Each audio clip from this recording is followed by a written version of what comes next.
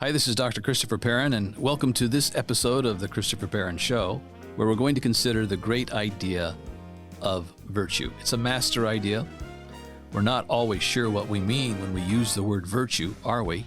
Well, we're going to define it, and we're going to explore it, and we're going to consider why it is one of the great aims of education. Education is often considered to be the cultivation of virtue. Thanks for joining me.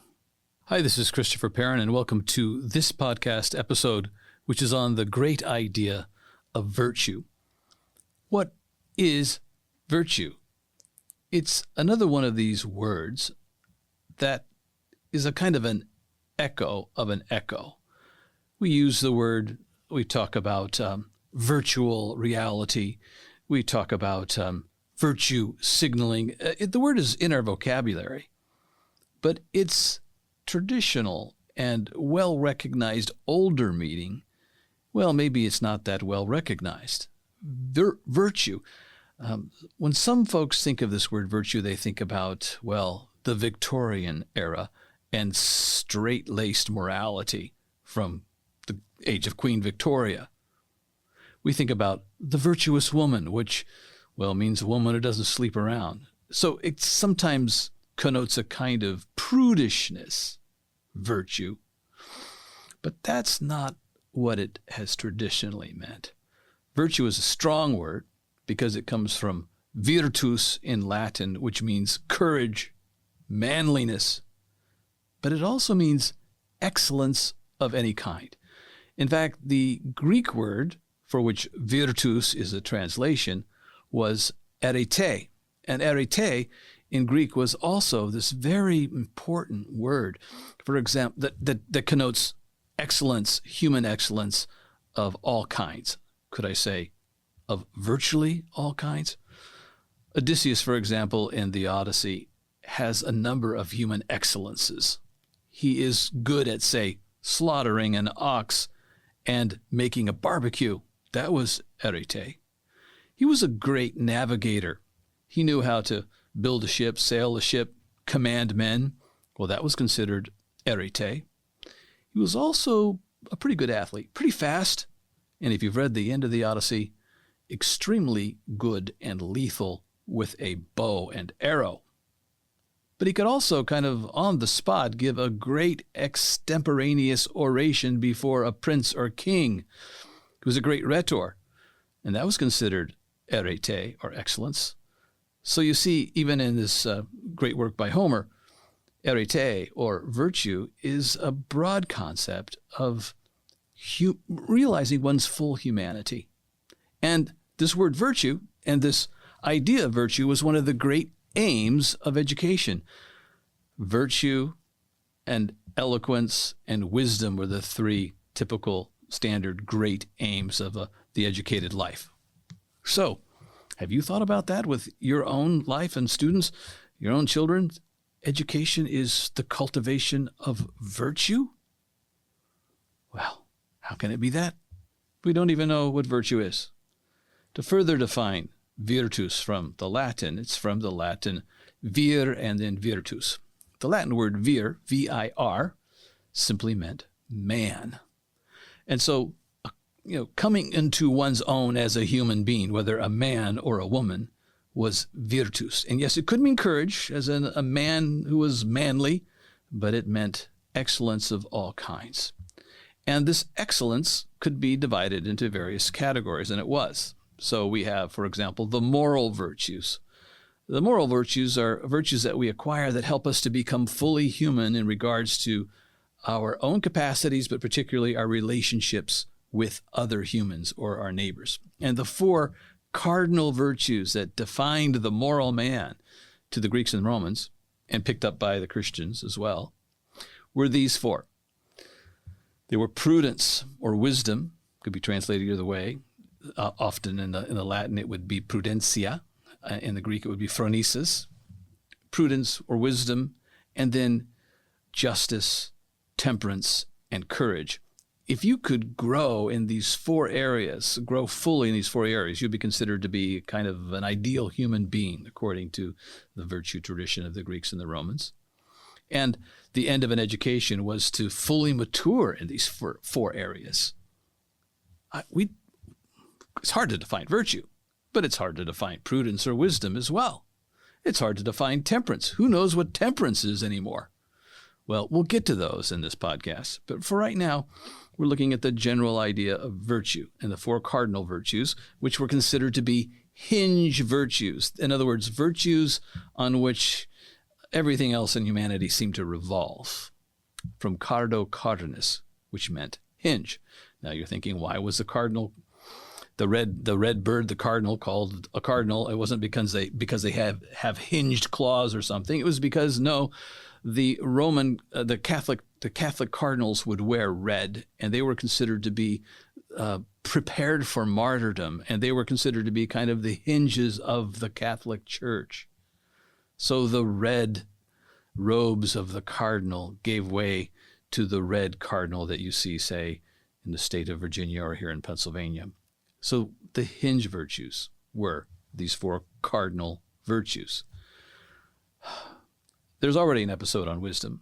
Just to tell you a little bit about temperance. Temperance is that virtue that neither exceeds to do too much or does too little. It finds a kind of moderated mean and knows how to avoid defect and excess. The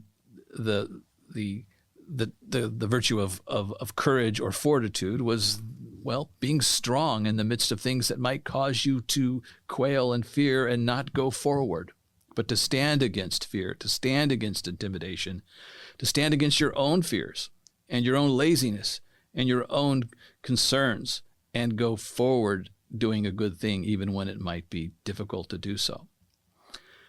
And that leaves justice. And justice was simply understanding what human beings deserve and are owed, your neighbors, your citizens, and giving them that which they deserve and are owed. So there you have it. Those are the four.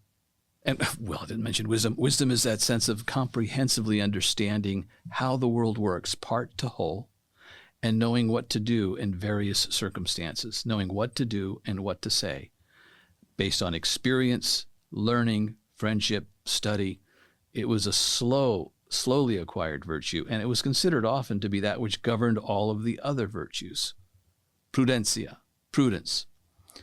So these four cardinal virtues were very common. They were broken up into these moral virtues, but also they could be expressed intellectually in the rule of our minds or reason. So the intellectual or academic virtues included these cardinal virtues, but also some others. For example, in addition to courage and temperance, which needed to be a part of what you do as a student, sometimes you have to be courageous to take the next step, even under the guidance and coaching of a teacher, to do the next thing when it seems hard.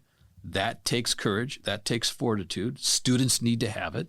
It's an intellectual virtue as well as a moral virtue. Temperance, of course, is avoiding excess or defect. Laziness would be a vice, therefore. And students need to show temperance and overcome their laziness, which might require some courage. But they also should avoid going vainly beyond what they should seek to do. A 10-year-old ought not to be jumping into algebra. He needs to master each step and progress his way, first by the stream, then to the river, and then to the sea. That's temperance. But students also should display a kind of humility, of the virtue of humility before the great museum of learning.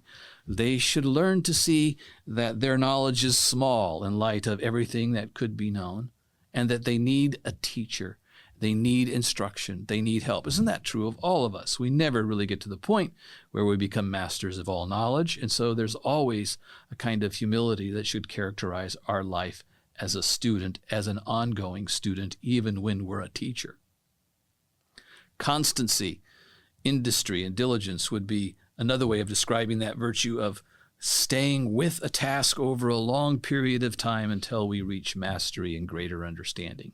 These would be intellectual virtues and a part of acquiring virtue in as an educated person.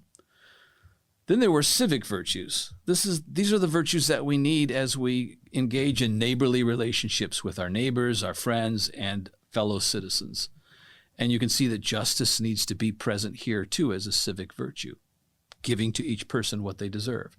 That means a kind of distributive justice in which we share the wealth that we acquire as a people and have means of blessing everybody in our commonwealth. And also a kind of, retributive or punitive justice, when sometimes what must be given is a kind of punishment for wrongdoing for the greater good of our society. So justice is present.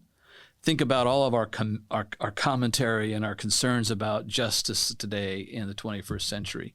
A deep study of what justice is, how it can be given, is very much worth our study right now.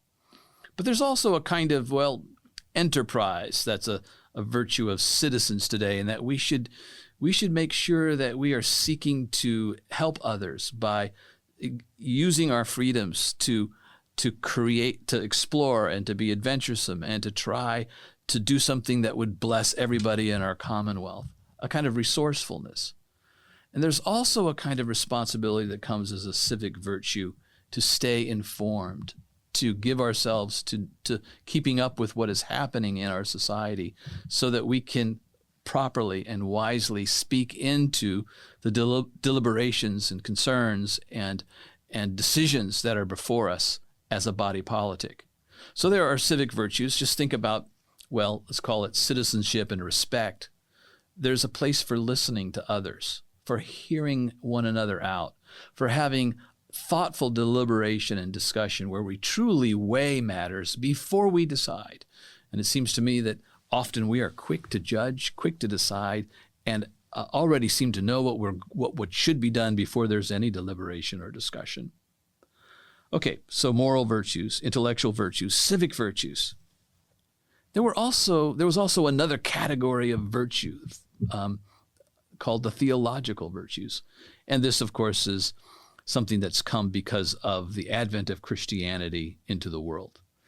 A lot of the Christian moralists and theologians and philosophers who looked at the classical Greco-Roman tradition of the cardinal virtues looked at that and said, this is actually quite good. In fact, the virtues that we read about in a lot of the classical literature seems to be kind of affirmed by what we read, say, in the Old Testament and in the New Testament. And so they thought that the four cardinal virtues were quite important, but really would come into their own when they were informed by the three theological virtues. And you find these in 1 Corinthians 13, faith, hope, and love. These were virtues that come to us through the revelation of Christ and his incarnation. And it calls us to something beyond just trying to perfect ourselves morally by cultivating these four cardinal virtues. There's a sense in which not only do we need these kind of natural virtues, the four cardinal ones, but we need some kind of gracious, supernatural virtues that come with the aid of God himself, that we might actually love our neighbor. Not just seek to do him justice or her justice, but to really love, to the point where we would sacrifice and go the extra mile and give away our cloak to our neighbor. Or if you read about the parable of the Good Samaritan, bind up the wounds of our neighbor and take care of them in some pretty significant ways as we love our neighbor as ourselves. In fact, Augustine said that without love, the four cardinal virtues don't really come into their own and fully bloom and flower.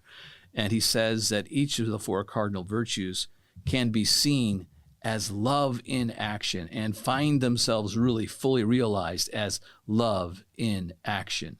Prudence, say, being love, knowing, discerning just what to love and how to love and in what measure. Temperance being knowing how far to go with our love and whom to love and whom not to love, and so forth. All of the cardinal virtues to Augustine are manifestations of love.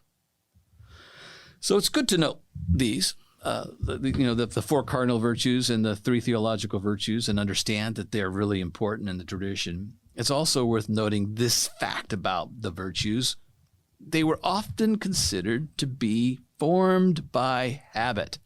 Aristotle says this most clearly in his book, The Nicomachean Ethics. And you'll see it affirmed by the Christian writers as well. Even though we receive a kind of supernatural grace from God to seek to be good. We're never perfectly good because we're fallen, but we still need to exert effort and be mentored and to be exhorted and taught in order to attain to what we might call the spiritual virtues. Think those of you who are in the Christian tradition might know Galatians 5, the fruit of the Spirit: love, joy, peace, patience, kindness, gentleness, self-respect, etc., self-control, etc. Well, how do these things come about? Well, they come about by the Holy Spirit, and yet there's a cooperative engagement by the Christian, depending on the Holy Spirit and his own exercise of his will to seek to be obedient and good with God's help. Read the Sermon on the Mount. If your right hand offends you, cut it off and throw it from you. If your eye offends you, take it out and throw it from you. Of course, this is a hyperbole, but there's a sense that we have to make some decisions ourselves. So there's this habituation. Christians might call it discipleship, mentorship, and other things. But Aristotle says, essentially in so many words, we are what we do every day. That, we need to engage ourselves in using practical wisdom to decide to do, using our wills, what we consider to be morally good, right, and just. Habit, and that comes from a Latin word habitus, which is related to a verb, habitare, which means to live or to dwell. It's almost as if you live and dwell in your habits. So how do we cultivate habits of right thinking and doing? Well, it comes with experience, with teaching, with study, and with contemplation. So even Aristotle says in his Nicomachean Ethics that the happy life is the contemplative life, when a person is at leisure to think about the things that are most worthwhile, the true, the good, the beautiful, to read history and philosophy, to study what it means to study the moral life, and to fill one's mind with thoughts that are edifying and good, to do philosophy, which is to seek after wisdom and to love it. So someone like Augustine and Aquinas could look at this Greek tradition in Aristotle and affirm much of it, but then say, we must add to this the grace that comes to us in the Christian tradition through the gift of God.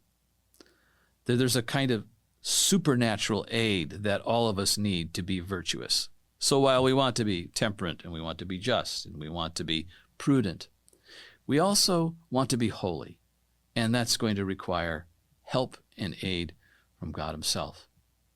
Just a word about prudence. Prudence is often pictured, personified as one of the great virtues, and according to Aristotle, the virtue, the mother of all virtues, and the virtue that governs all of the others, prudentia, or in the Greek, phronesis. It's often pictured as a woman looking into a mirror. Why?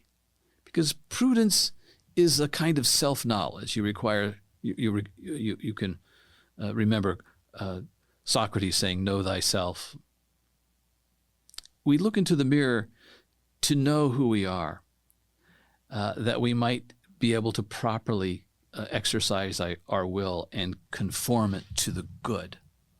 But the personification of prudence also often has that woman being two-faced. In other words, there's a face looking at the mirror, but often there's a face painted on the back of her head, because prudence looks to the past to understand our present condition and even to predict the future. Prudential wisdom is based on a study of past wisdom so that we could know what to do in the present and the future. And that is a kind of human excellence, is it not? To know somebody who knows a lot of history, has read the great literature, so is well acquainted with the human heart and has sympathy for it, who has been, as it were, mentored by the great thoughts, the great books, the great ideas, through the experience that comes to us personally and by reading the experiences of many who have gone before us, that is history, we come to know something about what it means to live a virtuous and dignified and good and noble life, and to also know something about what a vicious life is. And so we should conclude with just some comments about that.